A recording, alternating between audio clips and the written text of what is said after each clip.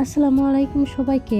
আজকে আপনাদের সাথে শেয়ার করব ইফতারের ফ্রোজেন আইটেম। এটা বানানো খুবই সহজ এবং বানিয়ে সহজেই ফ্রোজেন করে 1 মাস ধরে খেতে পারেন। প্রথমে আলুকে সিদ্ধ করে ভালো মতো ম্যাশ করে নিব। এরপর দিয়ে দিব ধনেপাতা কুচি, মরিচ কুচি, লবণ, চিলি ফ্লেক্স, সামান্য একটু টেস্টিং সল্ট। এরপর মুরগির মাংসের যে প্যাকেটের মশলা থাকে সেখান থেকে একটু দিব, গরম মশলার গুঁড়ো দিব, সয়া সস দিব পরিমাণ মতো, আদা রসুন বাটা পরিমাণ মতো দিব, জিরা বাটা দিব পরিমাণ, একটু ধনিয়া গুঁড়ো দিব। এরপর দিয়ে দিব কিছুটা পেঁয়াজ, যেগুলোকে একটু ভাজা করে নিয়ে। এরপর দিয়ে দিব বাঁধাকপি কুচি, মুরগির মাংস সিদ্ধ করে কুচনো মুরগির মাংস।